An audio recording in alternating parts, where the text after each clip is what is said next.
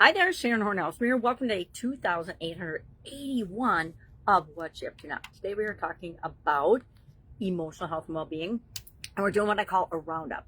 4-step process. We're just asking ourselves 4 quick questions about the emotional area and aspect of our life, as well as our business for Supersize Your Business.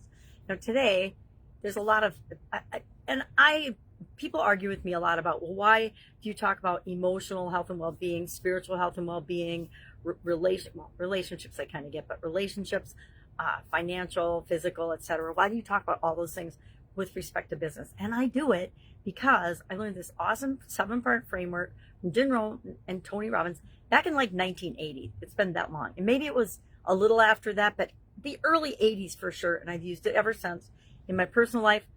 Some decades I didn't use it religiously and I didn't do it every time. And I really struggled those years. And I realized then, following a major health event, that I needed to create some more structure in my life. And then I picked back up and started using it again. Then the pandemic hit, and like everybody else, it was like, okay, how am I going to keep moving throughout however long this thing is going to last? Because remember, originally it was going to be 2 weeks, then it was going to be a month, then it was 2 months, and it stretched out to 2 years for very many millions and millions and billions of us, right? So I took some coaching from Dean Graciosi, beginning of, actually it was January 2020. It was even before we knew it was a pandemic, because I was coming off being really, really sick in Christmas of 2019, and come to find out that, yeah, that was COVID. So that was a little interesting to find out after the fact.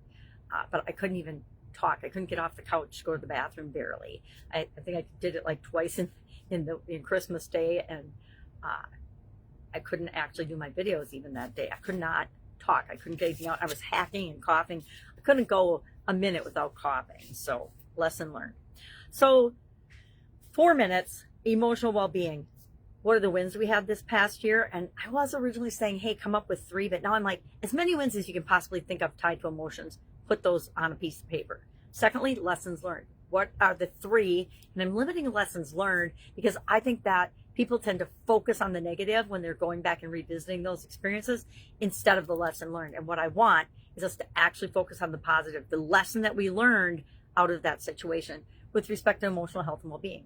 Now, I will admit I have a tendency to make and react both in communication and decisions emotionally. Guess what? We are emotional beings, and we do that naturally. And so I know that one of the lessons I learned this year was to back it up a notch, take a couple of deep breaths, make sure that we're regulating, because I never even heard of that until I joined the Skool platform, and that we're making decisions and choices and responding from a much calmer space than we would normally react in, given drama and trauma in lots of situations. So lessons learned. Our biggest challenge that we're carrying with us from this year into next year. What have we not solved and fixed this year that we know is a big challenge for us emotionally, and we want to fix it? Maybe it's emotional decision making, or maybe it's I need more emotional intelligence in our culture and in our organization. So I'm going to find an expert in that. I'm going to bring him in. We're all going to do a training on emotional intelligence. Then we're going to practice it and make sure that we're being more emotionally intelligent in our business and in our life. Because guess what? What we learn in our businesses ends up being reflected in and impacting our life. I remember growing up, my dad worked at 3M his entire career, and he was able to experience so many different things. Remember when Myers-Briggs came out? I do, because my dad brought it home and taught it to us girls. I think we might have been just in junior high or maybe beginning of high school, but it was that long ago. But it was amazing the things that we were exposed to as kids because my dad worked at 3M. Now, he also was an entrepreneur and had businesses on the side the whole time, which is where I got it. And it has served me well, just like it serves him well. And then finally, what's next? What are our top 3 things for next year that we're going to do with respect to emotions and emotional intelligence and emotional health? Because why? We want to be emotionally healthy beings, right? We don't want to be flimming and flamming and blowing with the wind of whatever's going on outside of us. We want the things and the decisions and the choices and the thoughts and the beliefs that we have to come from within us, not outside people, outside forces, outside influences. But keep in mind, everything that we expose ourselves to is a choice. We don't have to watch TV, right? We don't have to watch the news. We don't have to waste our time and energy on negative emotional things that drain us. Skool platform. I am in the process of transitioning almost or as much as I possibly can to that platform. I love it. It's a community first, community focused platform, and it is the thing that I wish I had had when I was building all my businesses, and especially since I came online.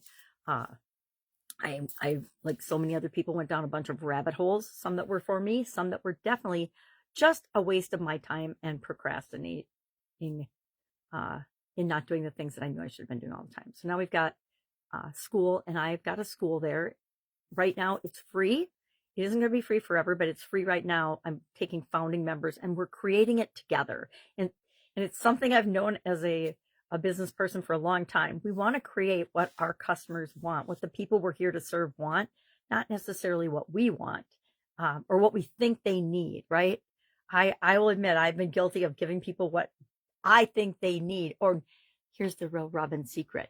Usually what we're giving other people and sharing with other people is what we need the most. I learned this in coaching and consulting. The coaching and the consulting clients that I attract are those that have the exact same need to fill that I do in some area or aspect of my life. It's really interesting. So it's one of those aha moments that you're like, oh, here we are talking about this for weeks on end because I haven't done it either, right? All right. Christmas next week already. Holy buckets, the year flew by. I guess my whole point about Skool was if you want to be a founding member and be part of creating an incredible community on that platform, just say me in the comments below and I will send you the invite link. Anyway, that's all I've got today. If I can help you in any way, ask. Otherwise, have an absolutely amazing day. And I'll, of course, be with you tomorrow.